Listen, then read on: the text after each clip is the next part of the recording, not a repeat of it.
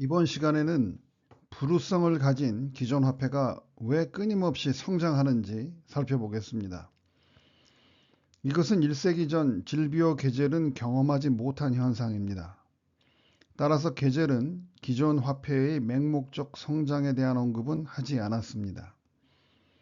당시는 금화나 은화를 주로 사용하던 시절이고 지폐도 금이나 은을 기반으로 한 태환 화폐였기 때문에 금광이 발견되지 않는 한 화폐는 제멋대로 늘어날 수 없었습니다. 즉 오늘날과 같은 돈의 팽창을 경험하지 못했던 시대였습니다.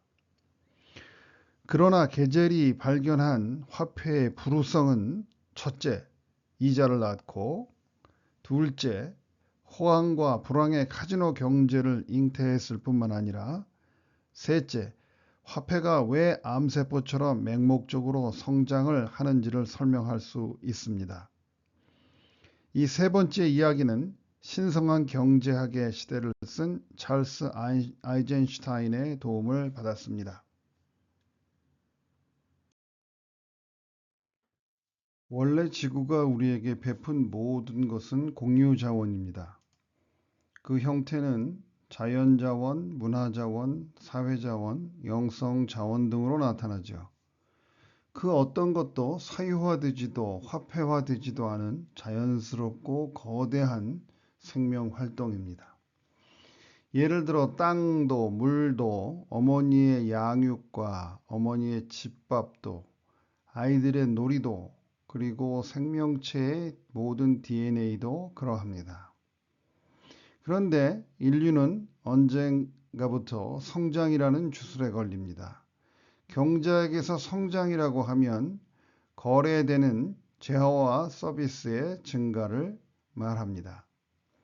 이때 거래된다고 하는 것은 첫째, 재화와 서비스가 사유화되어 있고 둘째, 그것들이 화폐로 교환된다는 것을 의미합니다.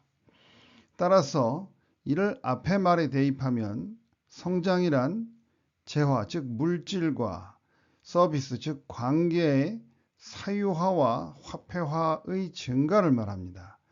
즉 우리가 신성 불가침의 목표로 여기는 GDP의 성장이란 다름 아닌 지구가 우리에게 베푼 모든 공유자원, 즉 사유될 수 없고 화폐화될 수 없는 자연, 문화, 사회, 영적 자원을 마구잡이로 사유화하고 점점 더 많이 화폐화했다는 말과 같습니다.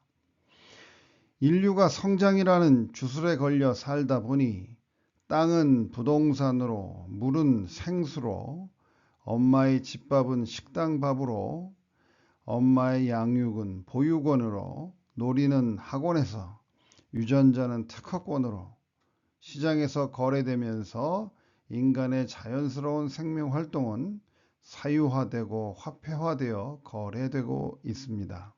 대신 GDP의 놀라운 성장을 얻었지요. 그러나 그 GDP의 성장도 이제 한계에 도달했습니다. 왜냐하면 이제 지구에는 더 이상 사유화되고 화폐화될 만한 자원이 남아있지 않게 되었습니다. 지구는 하나밖에 없으니까요. 실물 경제의 성장은 앞서 보았듯이 점차 그 한계를 드러내고 있습니다. 1970년대까지 5%를 유지하던 세계 GDP 실질 성장률은 현재에는 3% 남짓으로 줄어들었습니다. 그럼에도 세계의 총화폐는 기하급수적으로 늘어나고 있습니다. 화폐는 빚입니다. 화폐는 정부가 찍어낸 4% 내외의 현금 화폐와 이를 지급 준비금으로 해서 창조된 96%의 빚으로 구성됩니다. 따라서 우리가 사용하는 거의 모든 돈은 이자를 물어야 하는 빚인 겁니다. 화폐는 언제나 이자를 요구하는데 발행된 화폐는 늘 이자만큼 부족합니다. 이자만큼의 화폐가 추가로 만들어지지 않으면 이자를 못 내는 사람은 파산하므로 최소한 화폐는 이자의 복리만큼 증가합니다. 그러나 1971년 닉슨이 달러의 금 태환을 금지하기 전에는 현금 달러는 금이라는 족쇄에 묶여 있었습니다. 따라서 총 화폐는 GDP가 성장하는 만큼만 추가 발행되어 즉 GDP와 비슷한 규모를 유지하고 있었습니다. GDP 대비 총 부채 비율이 100%를 넘지 않았습니다. 하지만 기축통화인 달러가 닉슨의 조치로 금의 족쇄에서 풀려나면서 달러는 GDP로부터 벗어나 이륙을 시작합니다. 2008년에 금융위기를 거치면서도 아랑곳하지 않고 비상을 계속하여 2023년 세계금융연구소의 연구 보고서에 따르면 그 규모가 GDP의 3.3배에 달합니다. 이를 IMF 자료로 확인하면 다음과 같습니다. 차이점은 IMF는 2023년 세계 총 부채 비율을 240% 내외로 추정합니다만 이 역시 GDP에 비해 엄청나게 많은 화폐 빚이 풀렸다는 사실을 방증하고 있습니다. 암세포처럼 맹목적으로 증가하는 화폐 빚더미가 쓰나미가 되어 인류를 덮치고 있습니다. 성장하지 않으면 죽는다는 주술에 걸려 맹목적으로 달리다 보니 실물 경제인 GDP는 더 이상 성장할 수 없는 한계에 다다랐는데 불멸하며 이자의 복리로 증가하는 빚은 기하급수적으로 성장해서 인류는 화폐 빚더미의 쓰나미 속에 빠져버렸습니다. 앞장에서 보았듯이 이 빚은 이자라는 불로소득을 만들어 채권자에게 끊임없는 탐욕을 자극하고 채무자는 이자 노예의 굴레 속에 몰아넣습니다. 또한 시간의 지배에서 벗어난 불우성이라는 돈의 특권은 인간의 탐욕과 불안을 자극해 경제를 호황과 불황으로 반복적으로 하는 투기장으로 만듭니다. 이런 무시무시한 돈이 쓰나미처럼 인류를 삼키고 있습니다.